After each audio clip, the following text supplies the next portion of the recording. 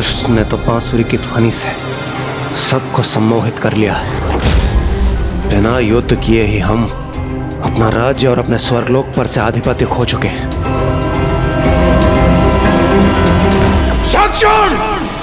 यह सिंहासन देवराज का है। इस पर विराजमान होने का अधिकार केवल मेरा है, देवराज इंद्र का। इसलिए उचित यही होगा तुम उठो और अभी और इसी क्षण यहां से निकल जाओ। क्रोध नहीं देवराज इंद्र, सम्मान के साथ बात करो। जो इस सिंहासन पर है वही उसका अधिकारी है, अर्थात अब देवराज मैं हूं। और तुमने तो स्वयं मुझे यह स्थान सौंपा है, तो तुम्हें किस बात का रोष है?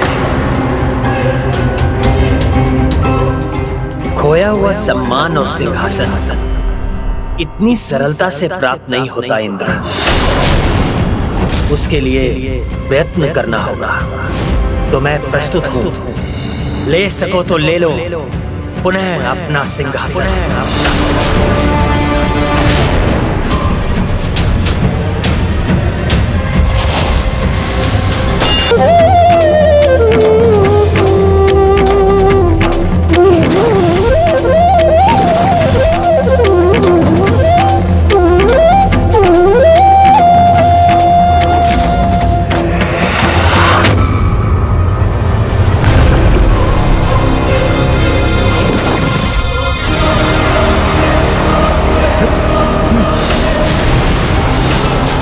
इस दुष्ट ने तो बांसुरी की ध्वनि से सबको सम्मोहित कर लिया है। बिना युद्ध किए ही हम अपना राज्य और अपने स्वर्गलोक पर से आधिपत्य खो चुके हैं।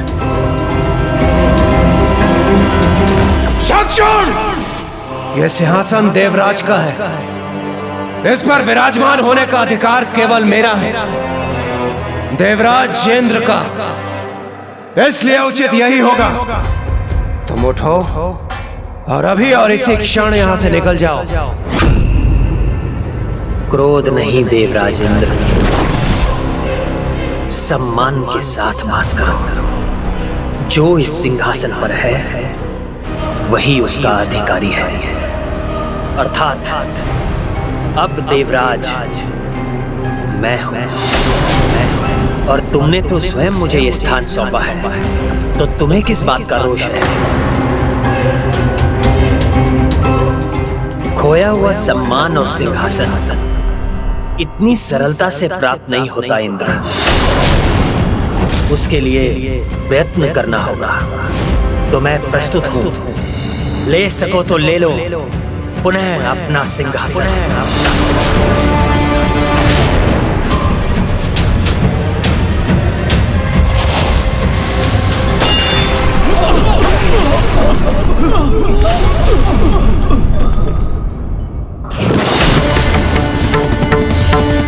वो पूर्व जन्म में भी कृष्ण भक्त था और इस जन्म में भी है, किंतु इस जन्म में तो आप देवताओं के प्रति उसके मन में शत्रुता का भाव ही संभव है।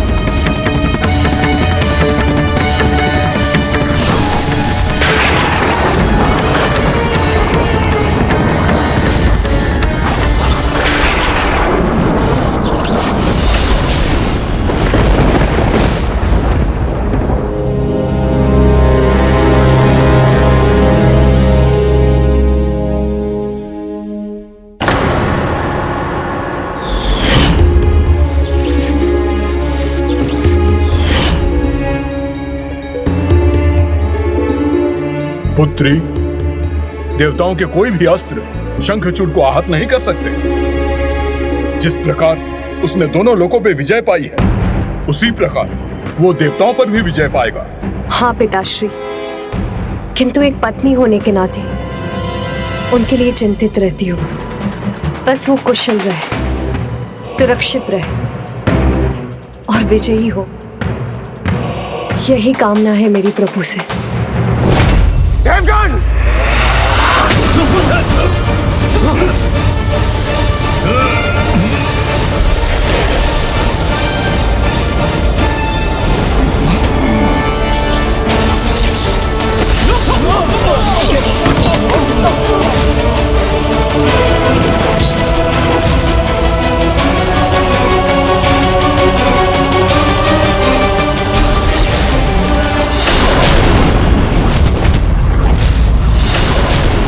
कुछ तो रहस्य अवश्य है जिससे हमारे सभी वार उल्टे पड़ रहे हैं। कितना शक्तिशाली हूं मैं, ये समझ में आया इंद्र? या मैं और समझाऊं? ये थी तुम्हारी पराजय जिसका प्रमाण मैं हूं, तुम्हारे सिंहासन पर विराजमान। अब मेरे सामने नतमस्तक नहीं हुए तो उल्टे पांव देवलोक से बाहर निकलने पर विवश कर दूंगा। विघ्नहर्ता प्रथम पूज्य गणेश जी के कहे शब्दों का सार अब मुझे ज्ञात हुआ। एक असुर अपनी असुरी प्रवृत्ति कदापि नहीं त्याग सकता। असुर तो मैं हूँ और मुझे गर्व है अपने असुर कुल पर। पराजित तो तुम हो चुके हो इंद्र, और आज से तुम मेरी अधीनता में असुरों के समान रहोगे, अंधकारी गुफाओं में। इसलिए यदि कारागार में नहीं जाना चाहते तो जाओ, निकल जाओ यहाँ से और मेरे आदेश का पालन करो।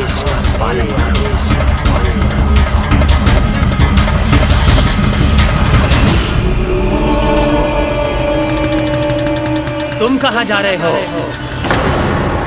ये आदेश तो केवल इंद्र के लिए था, तुम्हारे लिए आदेश तो अभी शेष है। ध्यान से देखो अपने नए देवराज स्वर्गाधिपति को। तुम सब मेरे अधीन हो और आज से मेरे आदेश का पालन करना तुम सबका धर्म है। पूर्णता के प्रतीक प्रभु श्री परम कृष्ण का भक्त हूं मैं। इसलिए मेरे राज्य में सभी को सुख, समृद्धि और संपूर्णता मिलनी चाहिए। किसी को भी कोई दुख नहीं होना चाहिए, ना कहीं सूखा होना चाहिए और ना बाढ़ का प्रकोप।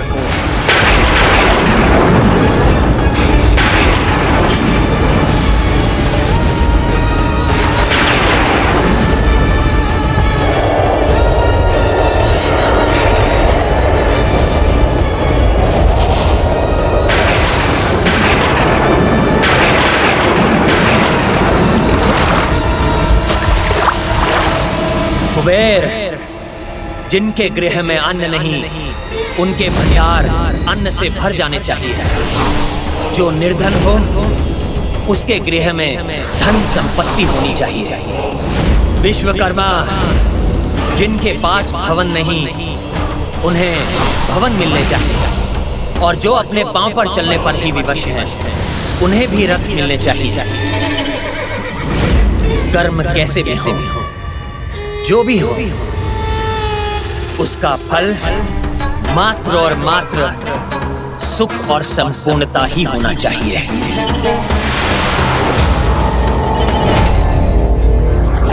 देवराज कहाँ हैं आप? देवराज, देवराज, देवराज, देवराज कहाँ हैं आप सभी यहाँ कैसे? देवराज, ये कैसी दुर्दशा हो रही है हमारी?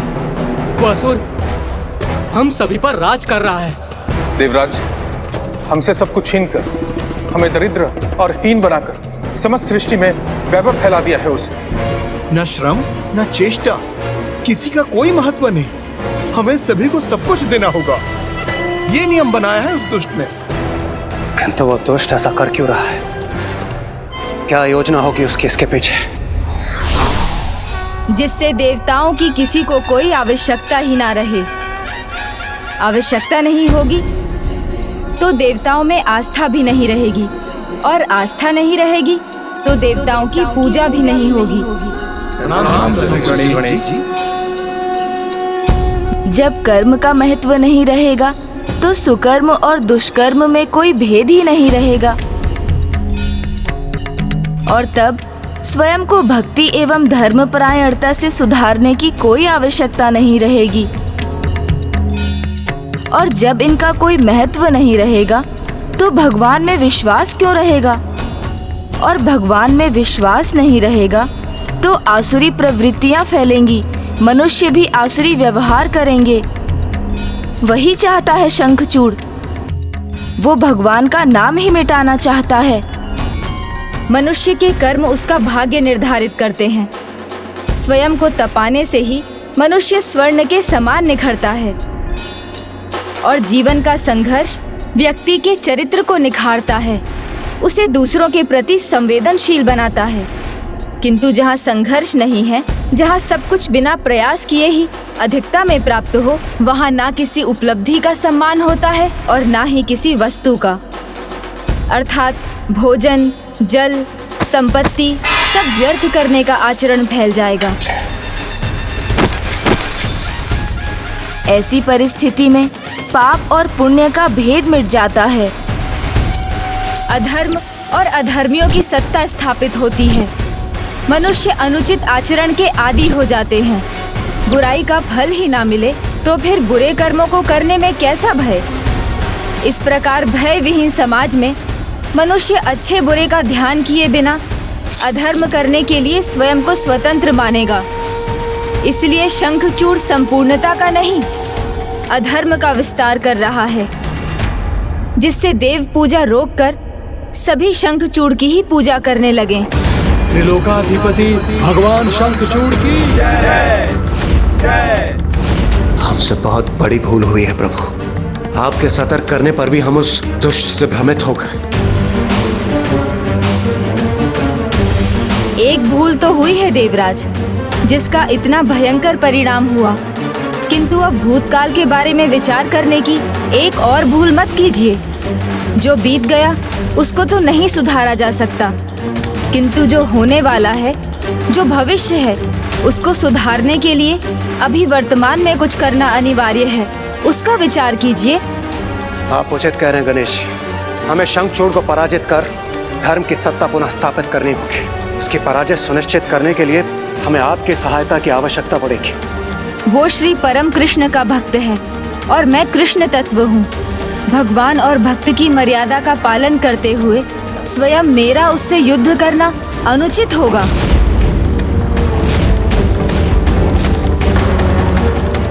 क्षमा कीजिए देवगण, मैं आपकी कोई सहायता नहीं कर सकता।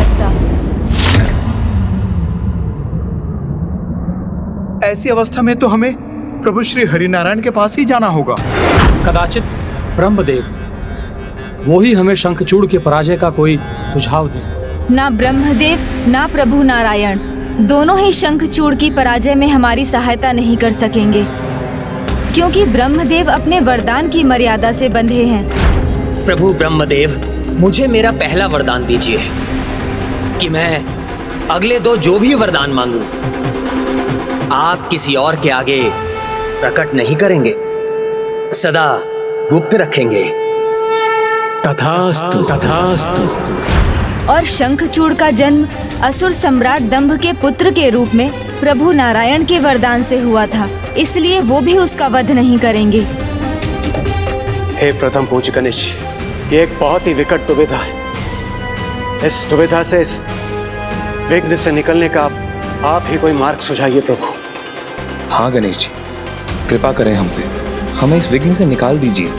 अब तो एकमात्र पिता श्री महादेव ही हमारी सहायता कर सकते हैं।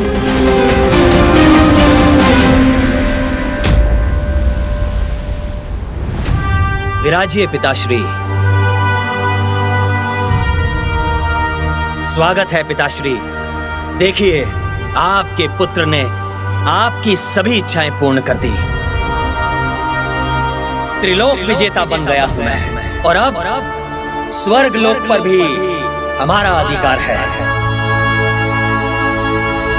स्वर्ग लोक के सिंहासन पर विराजमान आप मुझे आशीर्वाद दीजिए पिताश्री।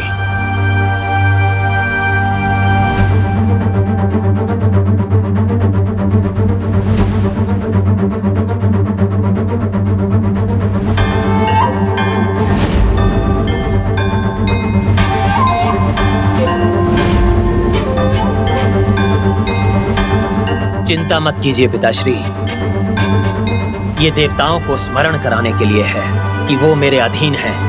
पुत्र, जितनी सरलता से देवताओं ने तुम्हारे सामने आत्मसमर्पण कर दिया, मुझे संदेह होता है कहीं वो तुम्हारे विरुद्ध कोई षड्यंत्र तो नहीं रच रहे।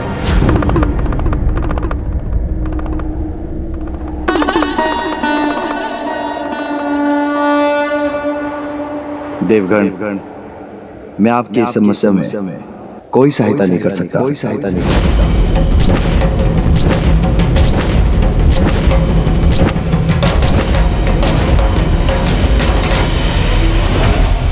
षड्यंत्र रचते हैं तो रचने दीजिए उन दुर्बल देवताओं को। मुझे कोई चिंता नहीं है और आपको भी नहीं होनी चाहिए।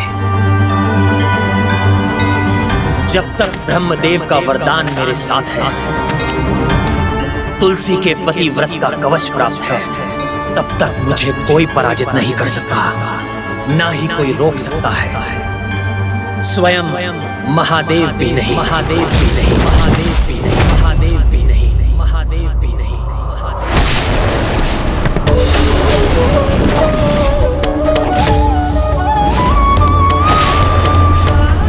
ये कैसा अशुभ संकेत था? ये क्या देखा मैंने?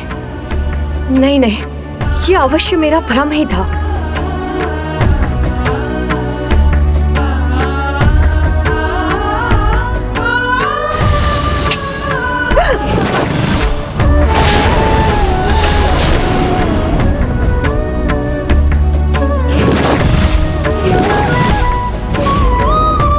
अब ये रक्त रंजित युद्ध भूमि क्यों दिखाई थी मुझे? ऐसा सर्वनाशी युद्ध जो कदापि नहीं होना चाहिए, उसका ये कैसा संकेत मिल रहा है मुझे प्रभु? देवाधिदेव महादेव, जिनकी शक्ति सर्वोच्च है, अनंत है, जिनसे कोई पार नहीं पा सकता, जिनकी क्रोधाग्नि से कोई बच नहीं सकता, क्या तुम उनकी क्रोधाग्नि से भयभीत नहीं? सर्वोच्च है वो, मानता हूं, किंतु उनकी शक्ति का मुझे कोई भय नहीं। यदि वो मेरे कार्य में हस्तक्षेप करेंगे तो वो भी मुझे रोकने में असफल होंगे। इस परिस्थिति में मैं हस्तक्षेप क्यों करूं? क्यों जाऊं? क्यों करूं उसका वध? शंखचूड़ ने आप देवताओं से कुछ नहीं छीना। जो भी उसे प्राप्त हुआ वो आप ही ने उसे स्वयं दिया है, और अभी तक उसने दंडित होने के लिए ना कोई ऐसा धर्म किया, ना मुझे कोई चुनौती दी जिसके कारण मैं स्वयं उससे युद्ध करूं और उसका अंत करूं।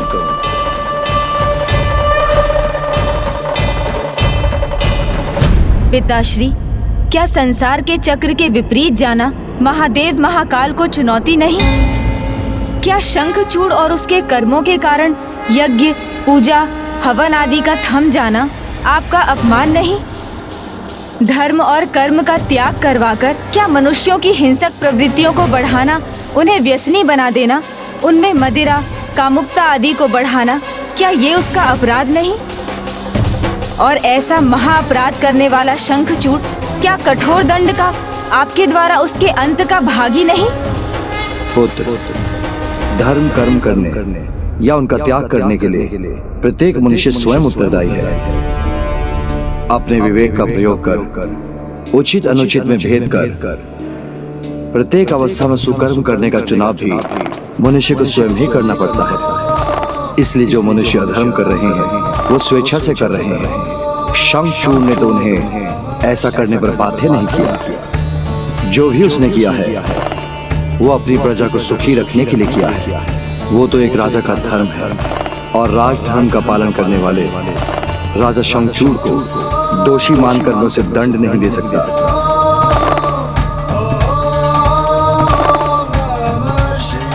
सर्वप्रथम हमें उसे ये ज्ञात कराना होगा कि जिसे वो अपनी प्रजा का सुख मान रहा है, उसके कारण अधर्म का प्रचार हो रहा है। यदि ये ज्ञात होने पर भी उसमें कोई सुधार नहीं आया, तब ये उसका अपराध होगा, जिसके कारण वो कठोर दंड का भागी बनेगा। इसीलिए युद्ध से पहले उसे एक अवसर देना, उसे समझाना आवश्यक है कि वो जो कर रहा है वो हानिकर है। वो सुख का नहीं, सभी के दुख का कारण बनेगा, क्योंकि सुखार्थम सर्वभूतानां मतः सर्वा प्रवृत्त्यः सुखम नास्ति विना धर्मम तस्मात् धर्म परो भव।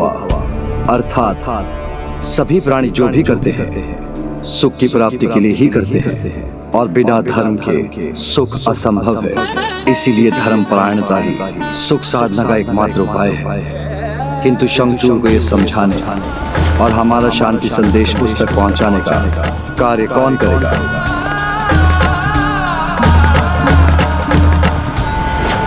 ये तो सर्वथा उचित कहा है पिताश्री ने। एवं ये शांति संदेश तो मेरे लिए भी एक सुनहरा अवसर होगा, स्वयं शंखचूड़ के मुख से उसके वरदान के रहस्य को जानने का। किंतु स्वामी, वो असुर तो देवताओं का विरोधी है, इसीलिए किसी भी देवता के मुख से कुछ भी कहा जाएगा वो कदापि नहीं सुनेगा। तो फिर कौन जा सकता है वहाँ? गंधर्व राज चित्रार्थ पुष्पदंत महान कृष्ण भक्त हैं और वो देवता भी नहीं, इसलिए शंखचूड़ उन्हें कोई क्षति नहीं पहुंचाएगा। उनकी बात वो अवश्य सुनेगा।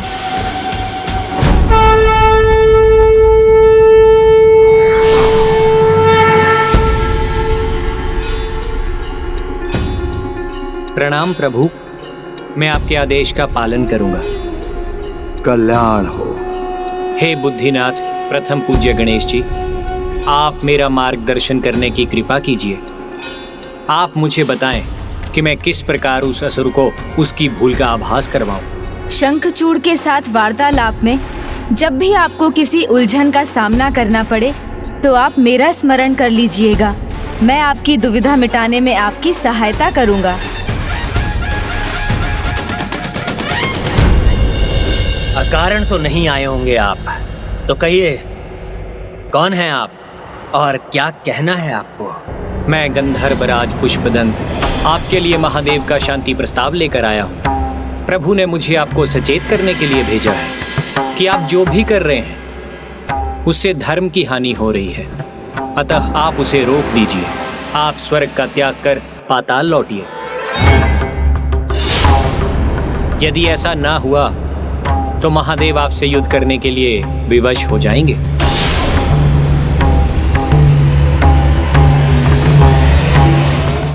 हानि हो रही है संसार की?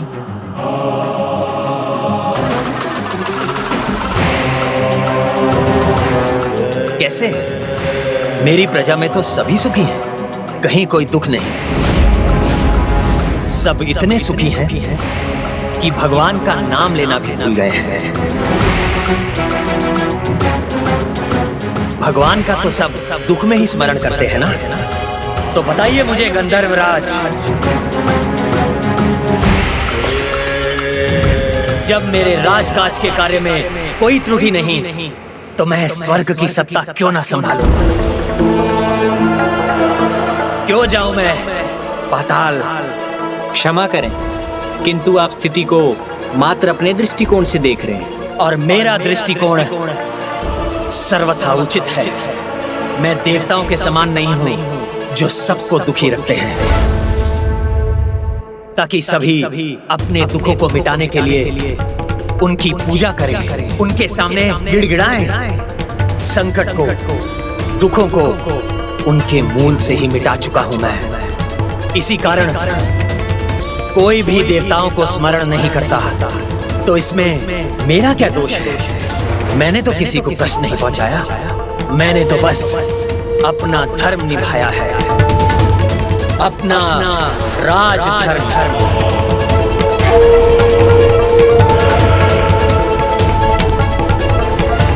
हे गणेश जी, हे बुद्धिदाता, शंखचूड़ के प्रश्नों के उत्तर मेरे पास नहीं, अब आप ही मेरी सहायता कीजिए जिससे मैं उसे समझा सकूं।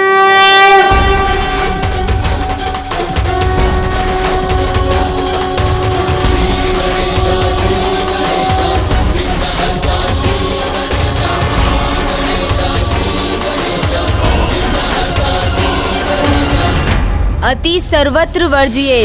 समय अनुसार सामान्य वर्षा तो आवश्यक है, किंतु अतिवृष्टि सब कुछ बहा ले जाती है और तब महामारी और रोग का प्रकोप बढ़ जाता है।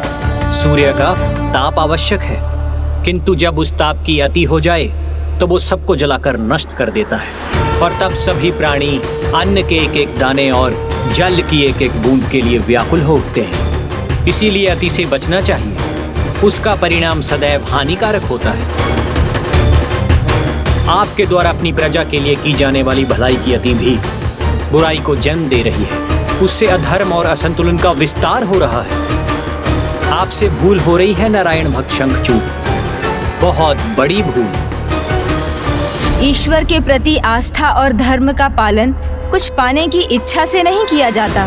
जिस प्रकार हम अपने बड़ों का आदर कुछ पाने की इच्छा से नहीं, अपितु उनके प्रति अपना आदर और सम्मान प्रकट करने के लिए करते हैं। यही धर्म है, यही सुकर्म है। किंतु आप मनुष्यों को यही विस्मृत कराना चाहते हैं। इसलिए आप अपनी भूल स्वीकार कीजिए शंखचूड़, और स्वर्ग का त्याग कर यहाँ से चले जाइए।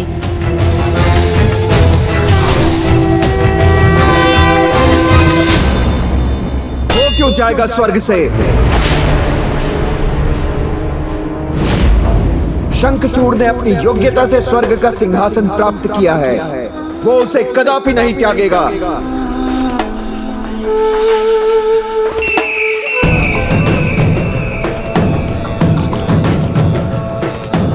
राजधर्म का पालन करना प्रत्येक राजा का धर्म होता है, वही शंखचूड़ कर रहा है। तो इसमें देवताओं को अधर्म दिखाई देने लगा? नहीं, अधर्म नहीं है ये, देवताओं का भय है, भय। क्योंकि अब शंखचूड़ ही नवीन देवता है। अब यहाँ उसका पूर्ण अधिकार है, इसलिए यहाँ जैसी इसकी इच्छा होगी वो वैसे ही अपना राजधर्म निभाने के लिए मुक्त है। उचित कहा गुरुदेव ने। मुझे देवताओं के अनुसार राजकाज करने की कोई आवश्यकता नहीं है। मैं अपनी इच्छा का स्वामी हूं, जो चाहूंगा वही करूंगा। मैं त्रिलोक का स्वामी हूं और मुझसे मेरा यह अधिकार कोई नहीं छीन सकता। स्वयं महादेव, स्वयं महादेव, स्वयं महादेव, स्वयं महादेव।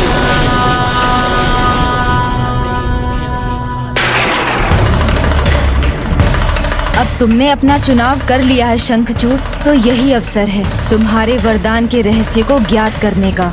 स्वयं को देवता मानना बहुत बड़ी भूल है आपकी, क्योंकि इस भ्रम में आप महादेव के साथ युद्ध करने के लिए तत्पर हुए हैं। और महादेव के साथ युद्ध का एक ही अर्थ है, मृत्यु। मृत्यु मृत्यु मृत्यु की कोई चिंता नहीं है मुझे।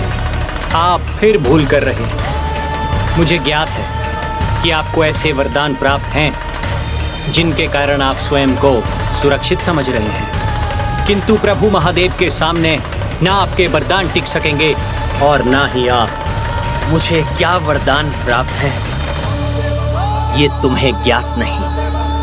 हाँ, ये तो उचित है, हमें तुम्हारे वरदानों का ज्ञान नहीं, किंतु अब ये रहस्य स्वयं तुम उजागर करोगे शंखचूड़। आपने सत्य कहा। मुझे नहीं ज्ञात कि आपको कैसा वरदान प्राप्त है, किंतु इतिहास का ज्ञान है मुझे।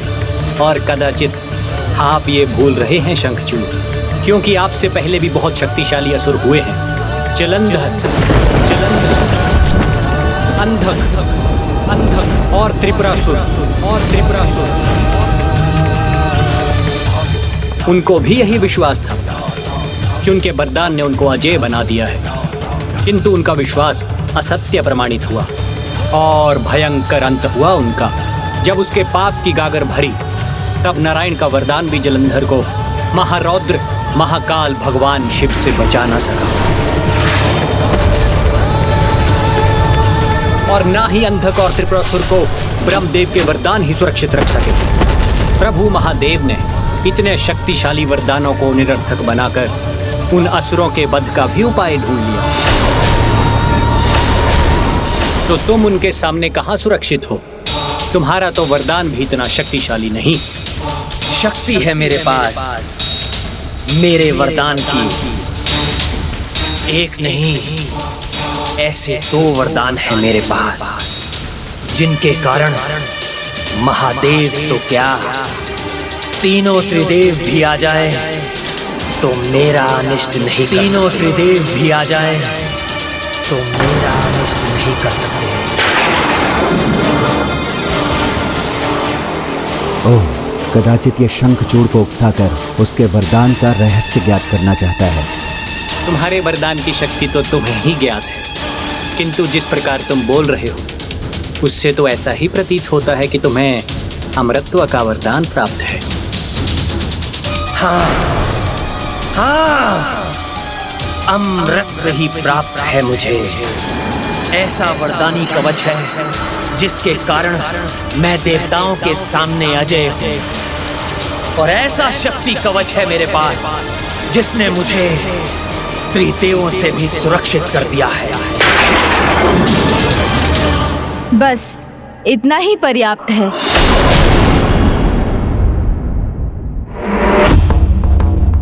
तो मैं क्या समझूं? आप ये जानकर कि आप जो कर रहे हैं उसका परिणाम क्या है, फिर भी आप महादेव के साथ युद्ध करने के लिए तत्पर हैं? तत्पर भी हूं और प्रस्तुत भी। कोई भी आए युद्ध तो मैं करूंगा ही, फिर वो चाहे महादेव ही क्यों ना, महादेव ही क्यों ना, महादेव ही क्यों ना, महादेव ही क्यों ना,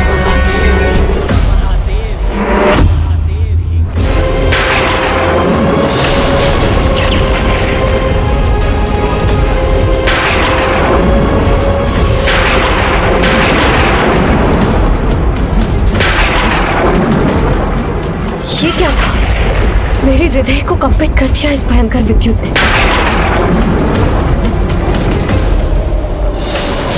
मेरी पूजा का अखंड दीपक, उसे कुछ नहीं होना चाहिए।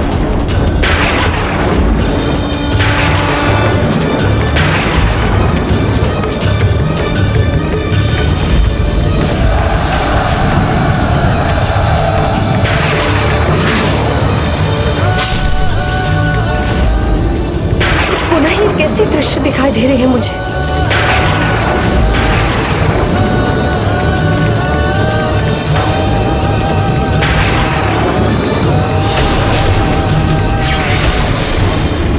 स्वामी महादेव के सामने।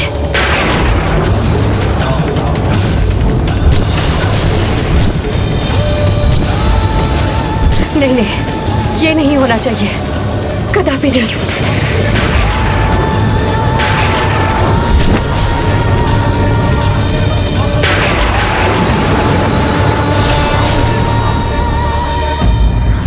कर्मठता व्यक्ति को संवेदनशील बनाकर उसके चरित्र को निखारती है और अकर्मण्यता व्यक्ति को अराजक बनाकर उसके पतन की ओर ले जाती है।